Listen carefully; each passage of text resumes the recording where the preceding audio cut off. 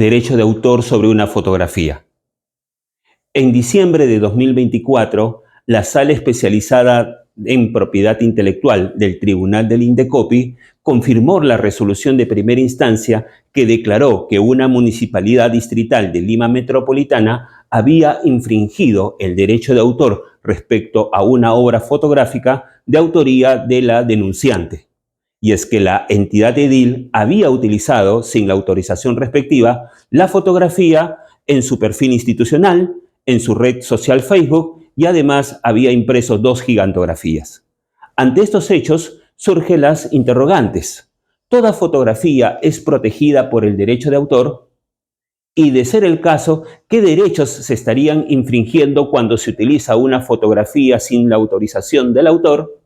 Sobre esto hablaremos unos minutos en la entrega del día de hoy, el derecho de autor sobre las fotografías. Bienvenidos. Las respuestas a las interrogantes planteadas lo vamos a desarrollar con el método IGACAL en 3 momentos.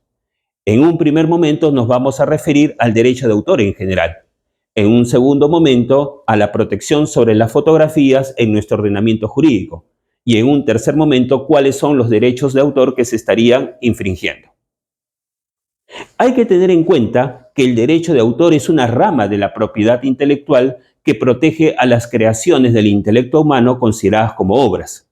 Entiéndase como obra aquella expresión de idea que tiene originalidad y que es susceptible de ser divulgada y reproducida por cualquier medio conocido o por conocerse. Las obras se clasifican en 2 grandes subgrupos: las obras artísticas y las obras literarias. Dentro de las obras artísticas tenemos las esculturas, las obras arquitectónicas, las fotografías, las acuarelas, las pinturas. En las obras literarias tenemos los cuentos, las fábulas, los artículos, las novelas, entre otros. Hay que tener en cuenta que cuando hablamos del derecho de autor tenemos que referirnos a 2 dimensiones: los derechos morales y los derechos patrimoniales. Los derechos morales son aquellos que corresponden a la persona del autor, o sea, son derechos personalísimos, como por ejemplo el derecho de paternidad, reconocer al autor como el creador, o el derecho de integridad, el único que puede modificar la obra es el autor.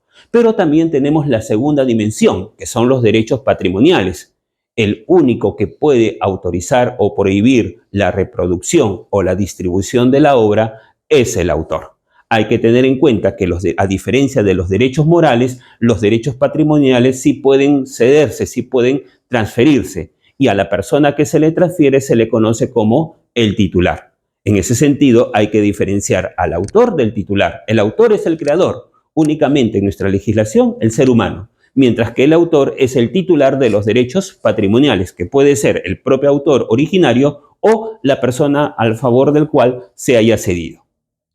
En este segundo momento nos vamos a referir a cómo se protegen las fotografías en nuestro ordenamiento jurídico.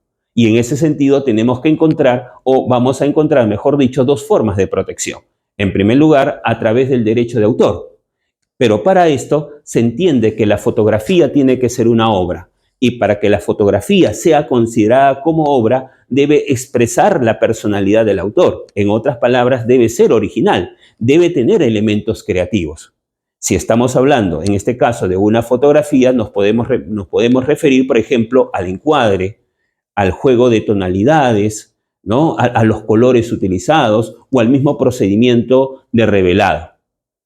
En ese sentido, si es que a la fotografía se le considera una obra, por lo tanto, el autor es sujeto tanto de derechos morales como derechos patrimoniales. Y hay que tener en cuenta que estos derechos patrimoniales que tienen que ver con la explotación económica de la obra tienen la duración de toda la vida del autor más 70 años posteriores a su fallecimiento. En el caso que la fotografía no sea original, no tenga este elemento creativo, pero por supuesto tiene un valor económico, va a ser protegido por los derechos conexos. Entiéndase como derechos conexos a los derechos afines, a los derechos vecinos al derecho de autor. En este caso, por ejemplo, son titulares de derechos conexos aquellos que coadyuvan a la distribución o a la realización de una obra musical. El compositor es el autor, pero el cantante, ¿no? los que tocan los instrumentos musicales y el mismo productor A ellos le corresponden los derechos conexos.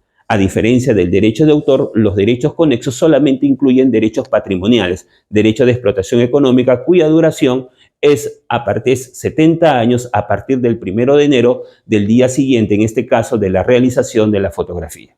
Y en un tercer momento nos vamos a referir a los derechos que se estarían vulnerando si es que se utiliza una fotografía sin la autorización, digamos, del autor o de quien es el titular del derecho conexo por haber tomado la fotografía. En este caso nos estamos refiriendo fundamentalmente a tres derechos. El derecho de distribución, el derecho en primer lugar de reproducción, que tiene que ver con la fijación de la obra en un medio determinado.